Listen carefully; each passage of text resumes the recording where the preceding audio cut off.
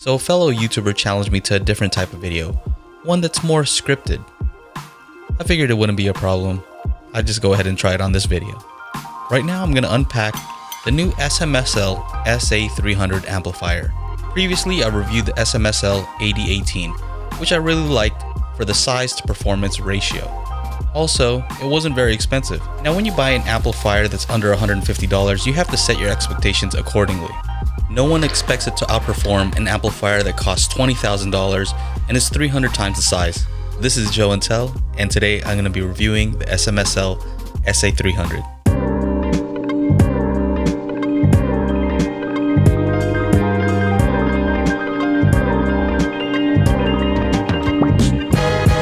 So a lot of people have been asking for an SMSL AD18 upgrade for a very long time. So when SMSL reached out to me to review the SA300, I replied with an emphatic yes. Now I'm going to break this down into 3 sections.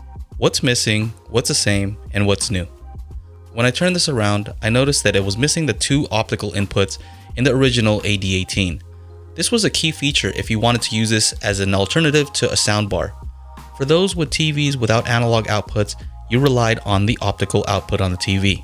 I'm not sure why they took it out, but it's not there. Also, the SA300 does not have a headphone output. Not that the headphone output on the AD18 was great, but it was better than nothing. Also, where are the AAA batteries? They're not included in this one. So I searched the manual, I searched through the menus, and I could not find a way to dim the screen the way I was able to on the AD18. That's too bad. This no longer has NFC. If your phone has NFC like mine, you'll find that that feature makes it quick and easy to switch between different phones in the household.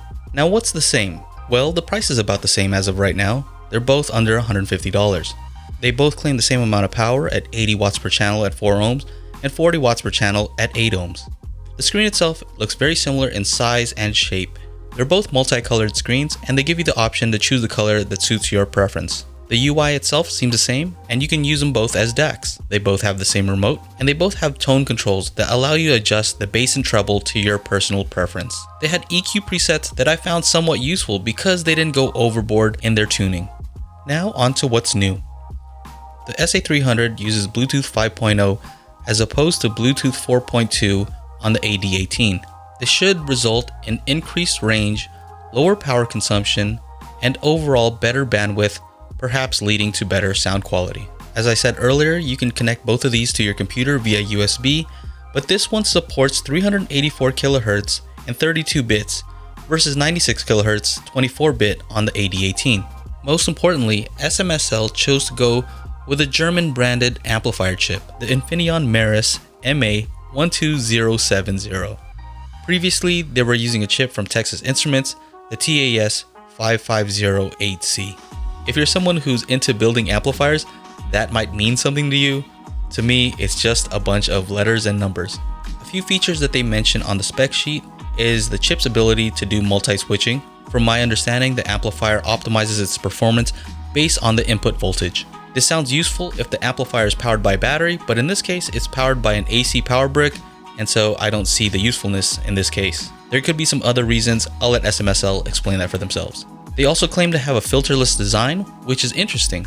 One of the complaints against Class D is that they require a filter on the top end to filter out any of the frequencies caused by the switching nature of Class D amplifiers.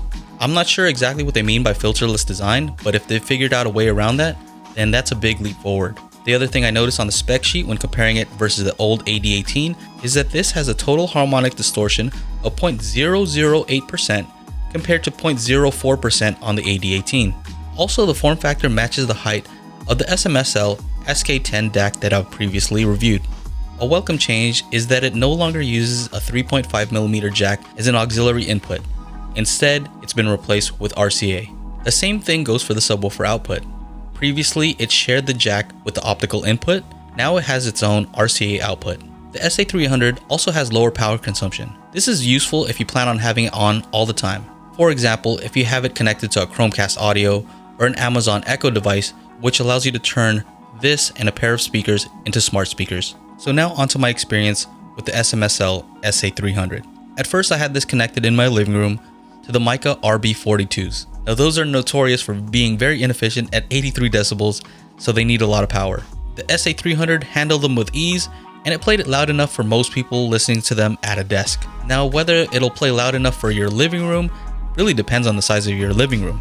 I think that this amplifier pushes the speaker to a point where it's very close to its own physical limitations. Next, I connected the Wharfedale Denton 85th anniversary speakers, which I love. Now, these are more efficient speakers, they're also much larger, and they sounded awesome. One difference I noticed between the SA300 and the AD18 is that they were both able to play speakers pretty loudly, but the AD18 would clip sooner than the SA300. I normally have these Wharfedales connected to an AVR that is over 100 watts per channel, class AB, and I really couldn't tell the difference between playing them on the SA300 versus on that AVR, and that's a huge compliment. That's probably one of the best compliments I could give this amplifier, is that I couldn't tell that difference. Now, somebody with a better ear, or maybe with different speakers, could tell the difference. I just couldn't. The other thing I did notice is that this amplifier is quiet.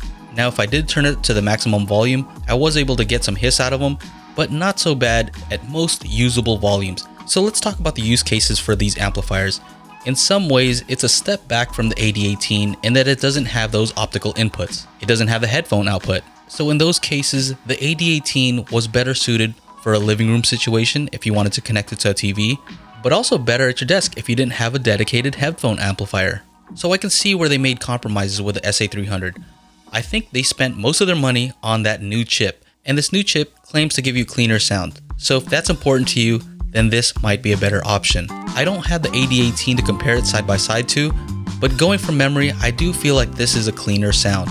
Because it doesn't have optical inputs, it's hard for me to recommend this to someone wanting to use this with their TV. So where would something like this shine? I think because it has a low noise floor at most volumes, I would recommend these at a desk.